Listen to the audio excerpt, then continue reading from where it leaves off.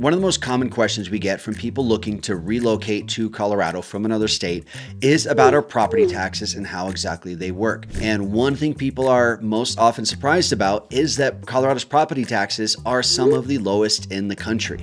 Hey guys, I'm Eli with the Mile High Property Brothers and living in Denver. And in this video, I'm going to give you the complete breakdown of exactly how our property taxes work here in Colorado, where you can find the lowest property taxes, and why some of the highest property taxes are at these new build communities. So let's get right into it. So first things first, Colorado homeowners have it quite good when it comes to property taxes. According to smartasset.com, Colorado's average property tax is about 0.49% of the market value of the home. And that is a massive saving compared to the nationwide average of about 1.1%. So that means if you buy a $600,000 home here, your property tax bill would only be about $3,000 a year, give or take, which is a massive savings, especially if you're coming from a place like California, Texas, Illinois, or New York. But it's not a one-size-fits-all price because it is going to vary per county, and then it's even going to break down per neighborhood within the county. Don't get your hopes up quite yet because you could end up paying substantially more than 0.5%. But we're going to dive into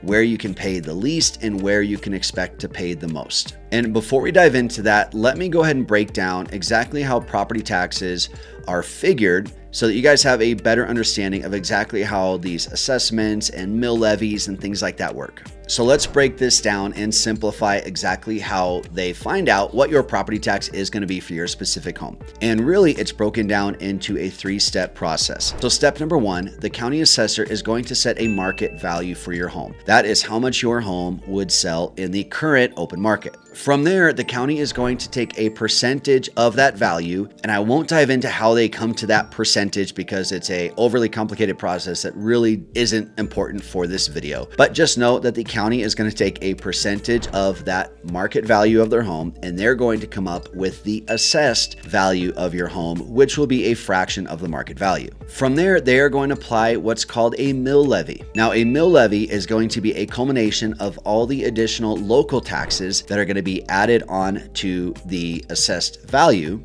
which is then going to be used to calculate your total bill. And these mill levies are going to account for schools, fire departments, police stations, road infrastructure, open space maintenance, all the things that you're going to find in a community that get put onto, again, that assessed value of your home, which is a fraction of the market value of your home. And after all of those things are applied, they're now going to have the effective tax rate for your home.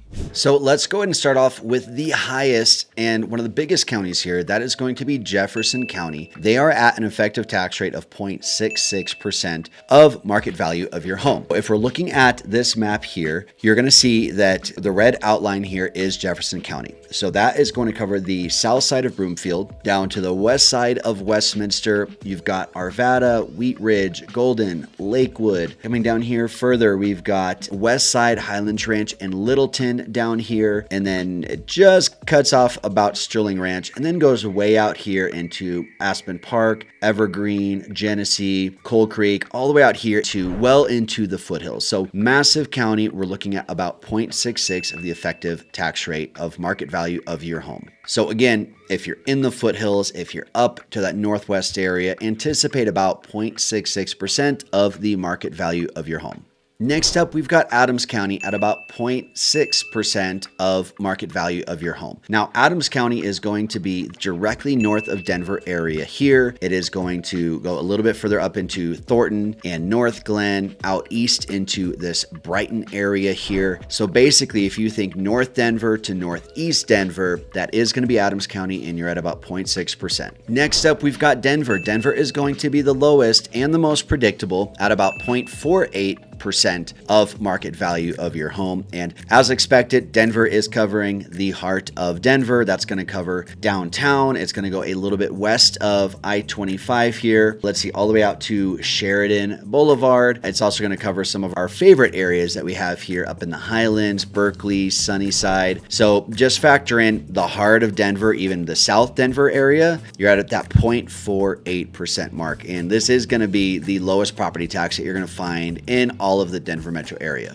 Continuing on, we've got Arapahoe County, which is going to be 0.55 to 0.62% of market value of your home. And Arapahoe County is another real big one. So let's dive into some of these areas that will fall into this Arapahoe County range here. We're going to see the heart of Littleton. We've got Englewood. We've got all of Centennial pretty much right here, which is then going to come out into central Aurora and southeast Aurora, including another one of our favorites, the whole like down southeast area, South Shore, Blackstone, you're going to find down here, Talon's Reach.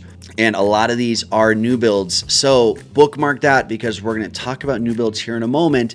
Even though I said this is going to fall roughly around 0.6% of market value of your home, these new build areas are going to be the exception. So hang tight for a little bit more information on those in terms of how those are assessed, because it is significantly higher than the county averages here. And finally, we have Douglas County. In Douglas County, you can expect to pay anywhere from 0.55 to 0.64% of the market value of your home in property taxes.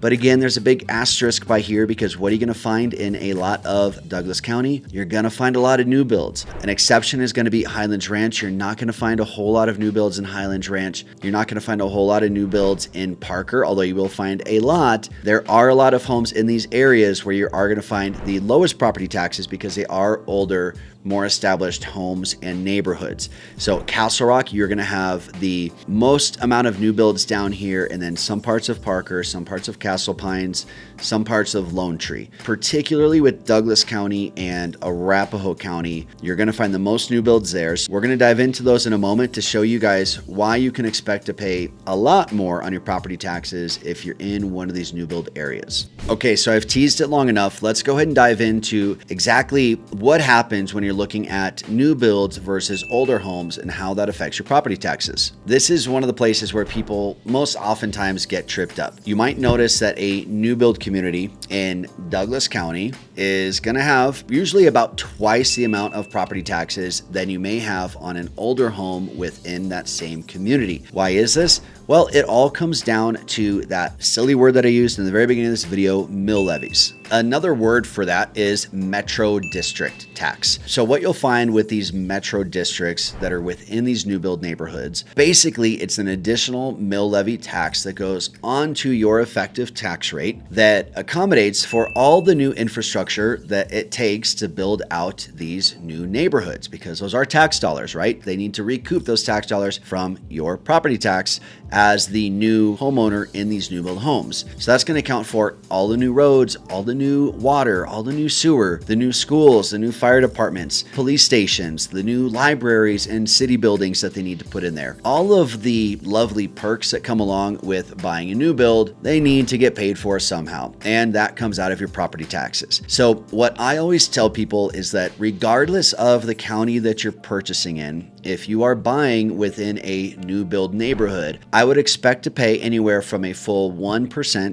to maybe 1.2% on the high end of the fair market value price of your home. Easy numbers, if you're buying $1 million home in a new build community, I would expect to pay anywhere from $10,000 to $12,000 per year for your property tax. Now, again, this is significantly higher than the Colorado national average, but frankly, this is still significantly less than a lot of you guys that are coming from places, especially on the East Coast. We've got some clients that we're helping right now, and they're looking in Castle Rock. Shout out to you guys. You know who you are. The property tax conversation is quite literally insane. They're coming from Jersey, and the amount that people are paying in property taxes out there is astronomical compared to even what you're paying for a new build home in one of these new areas with the highest property tax that you're going to find here in Colorado. And then with the older homes, even though they may be within the same county or even just a couple of streets over from these new build communities, they already have that infrastructure in place. Therefore, you're not going to find the additional metro district tax on there. It doesn't take as long as you think for that tax to fall off. So for example, if you're looking at maybe a 2014 house in a Castle Rock neighborhood that might be just one neighborhood over from a new build community, you're going to be much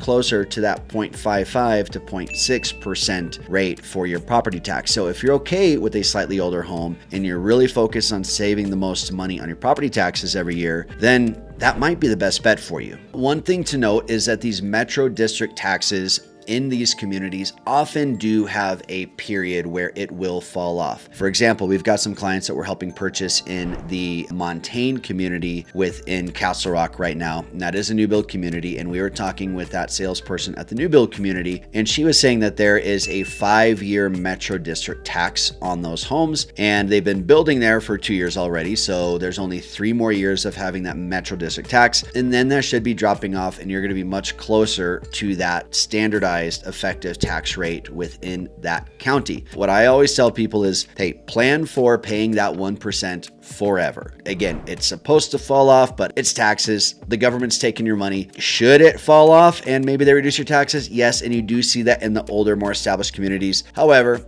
I just don't trust it. That's my nature. So I say budget for it, plan for it, and then when it happens to hit and you get your new tax bill and it's substantially lower than it was before, hey, high five. Yes! Come on! They actually took it off. But my pro tip is just plan for the 1% or whatever it is when you purchase it. And then, hey, if it ends up falling off, it's a bonus. So what is the truth about Colorado property taxes?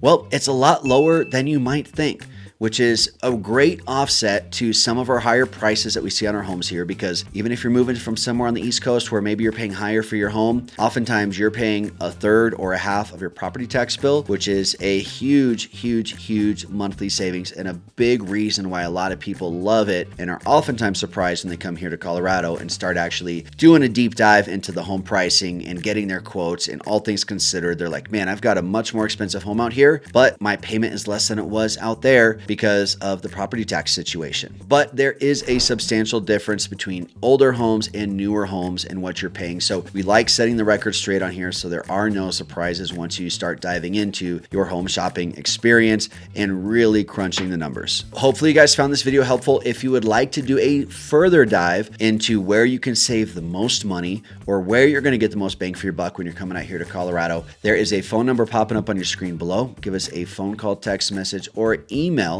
which you can find in the description of this video down below. We'd love to help you out, answer any questions that you have, and help make your move to Colorado as seamless as possible.